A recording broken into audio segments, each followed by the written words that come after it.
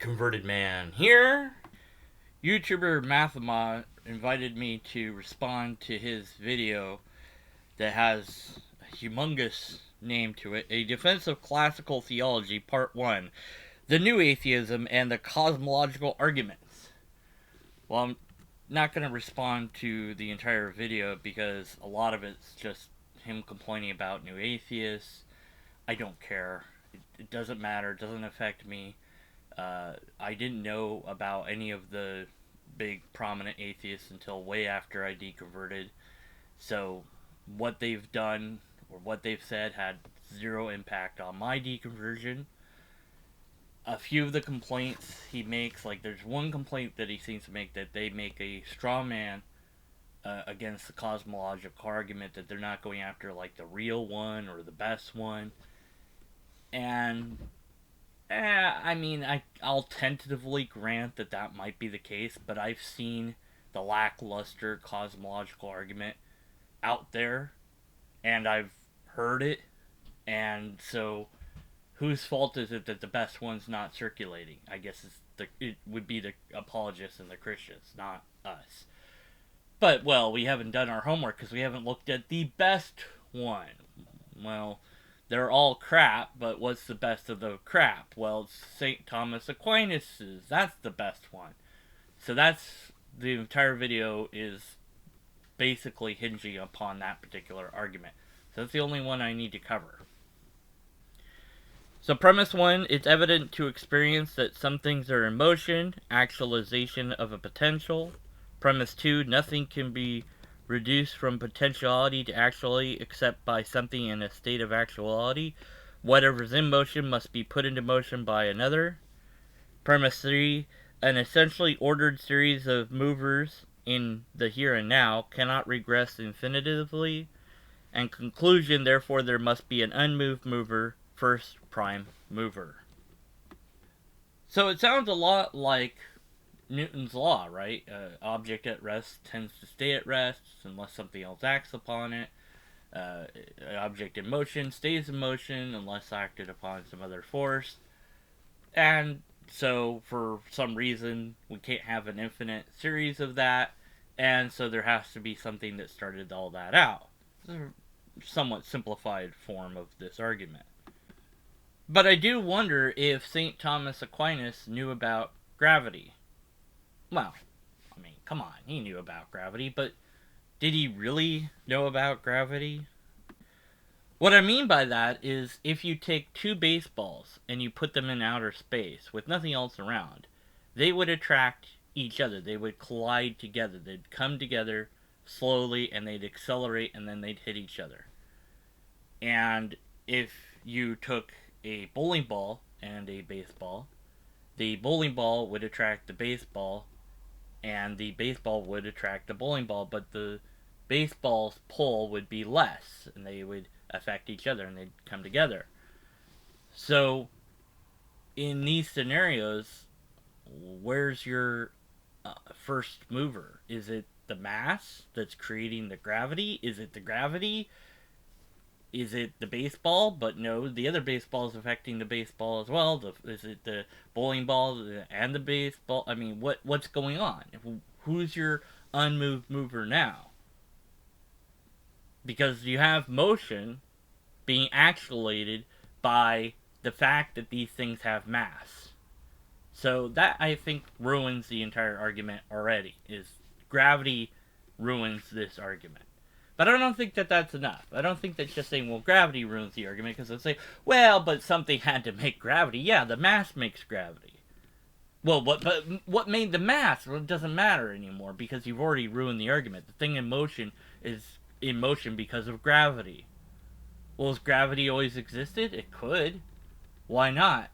Well, because it can't go back in infinitely. Ah, how do you know? And the infinity part is the next conundrum to face in this argument. So what about that infinity there? Well, that pesky infinity, boy, that's really going to hurt this argument. So we just have to deny that infinity is a possibility. It's not lobsters all the way down. That's ridiculous. And What proof do we have of that? What argument do we have of that? We don't have an argument for that. Not in this argument. We need a whole new argument for infinity not being possible. We need a completely separate argument to establish that it can't be infinity. So that's a major problem of this argument and arguments that use this. The other problem I have with it not being able to be infinity is that there's a special pleading going on with God. God's been around forever. That's infinity. That's a forever. So there are, of course, arguments for infinity being absurd, and I don't really think that these arguments work. But if they do work, then God is absurd if God is infinite. Oh, and you can't just equivocate that away. You can't just shrug that off and say, well, it's a different kind of infinite or whatever. It doesn't work. If God is the thing that is not subject to the rule, then that's a special pleading. And then there's the problem of the universe. Now you might say, how is the universe a problem for this argument? Well, the thing is, there's a series of events that, as we rewind time, things get a lot different and a lot hotter. And so freaking hot that physics as we understand it breaks down. So scientists have said that at Planck time, which is 10 million trillionths of a second, that at that instant the temperature was 100 million trillion kelvins, or 180 million trillion degrees Fahrenheit. So it's pretty hot. It's not something you're going to survive. Now, that is a universe that is not like the universe that we know and love. That is a very different, weird universe where weird things happen. Some have even described the moment before as infinitely hot and things like that, although I think that's kind of hyperbolic. But still, we already know that at near absolute zero, things become weird. So at near infinite temperatures, or at least what might as well be infinite temperatures, it would also get really weird. And physics just doesn't apply, at least not always, the way we know. And we'd have to map a whole new series of physics to understand what's going on and what this universe is now like. So we have this universe of pure heat, and that's hard to picture. It's hard to make sense of what that would look like. It wouldn't be red. It wouldn't be white. I don't know. It wouldn't be any color, maybe. Or maybe it would be all the colors. I don't know. But we're in this very different universe. And why is that a problem? Well, because cause and effect might not be a thing anymore. Maybe it is. I can't say that it isn't. But I can't say that it is either. I don't know what rules are in play anymore. So deductive reasoning goes out the window. In fact, there is no window. And there's no deductive reasoning either, because this universe is not the universe that we were talking about before we got to the point when things got so freaking hot that we can't even do physics anymore. To think that we could still do logic without the physics that we understand is absurd. The thing is that we base and map logic according to the understandings that we have of the universe that we find ourselves in. And should that be a different universe with different rules, then logic would map differently to it. Now, of course, many theists wouldn't like this, because logic for many theists and many apologists is some sort of transcendent thing that exists apart from the universe, but that's not how it really is. The law of identity, the law of non-contradiction, the law of excluded middle, those three things are untouchable, right? No, they're not. In a different universe, they might be completely different. You might say, well, but what would that look like? I don't know. Because I'm not in that other universe to say. I could hypothetically come up with something, but I have to know what the rules are for that universe. And so, if the rule is that A is not A, or sometimes A, then that's the rule. It doesn't matter if I like it or not, or understand it or not. It doesn't matter, because the rules would be different. If things were different, they'd be different. Maybe some rules would be the same, but other rules would be different. And so, whatever your observations are about the universe that we know, when you enter into a different universe, and that's what you're doing when you're going towards the moment of the initial expansion of the universe, known as the Big Bang, you have a very different universe to consider.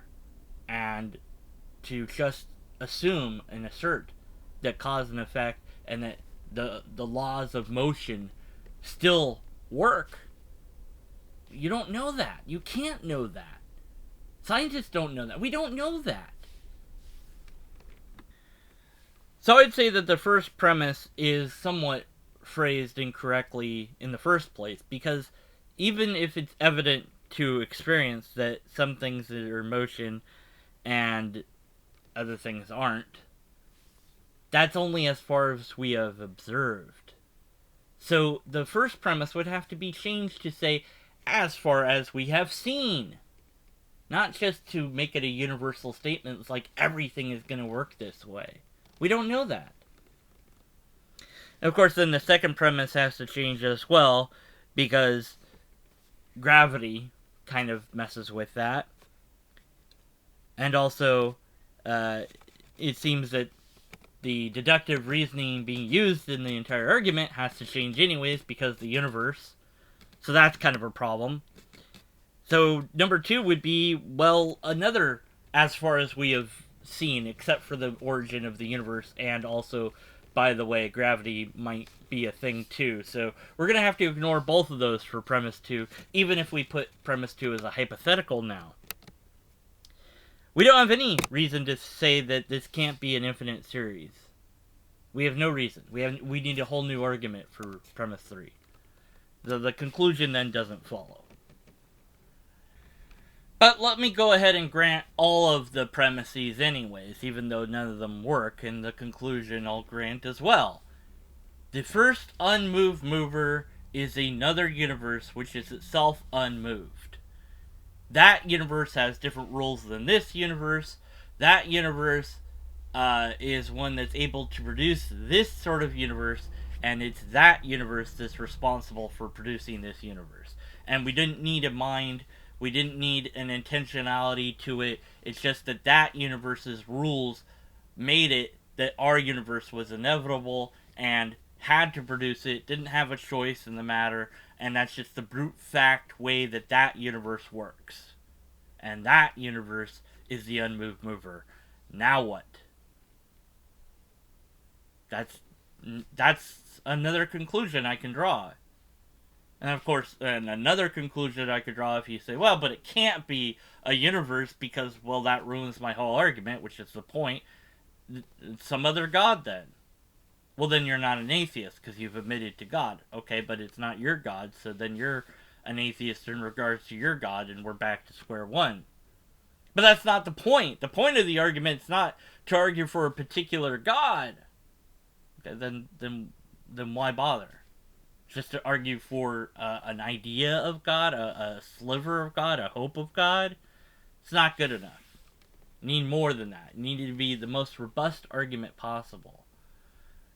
But as I said, you need additional arguments already to make the first argument work. And that is absurd. So, the video, having looked at it and listened to it and skipped past all the irrelevant bits where it's complaining about the new atheists and gotten to the meat and potatoes where it's like, here's this argument. What about this? What about it? It's been demolished. It's been destroyed by people other than myself, and perhaps in better ways. But I think I've given good reasons to think that this argument has premises that do not work. These premises fail because reality says no to them. Deductive reasoning cannot get us as far as we want it to get for this argument, because you're talking about assuming that deductive reasoning is always going to be valid backwards in time. And there might come a point when it isn't because the universe is different. And you might say, but it is. It has to be that way. Well, that's great. That's another assertion then. Arguments are not evidence. So we didn't get any evidence for God. There's no test to run here. And in fact, the tests that we can run in regards to motion falsify the argument at hand. And then we go to the logical argument and we consider whether the premises are valid and sound, and we find that they're wanting. And so we don't have empirical evidence, we don't have any tests to run, and we don't have a logically coherent argument. And unless and until we do, we must continue to be skeptical of the conclusions.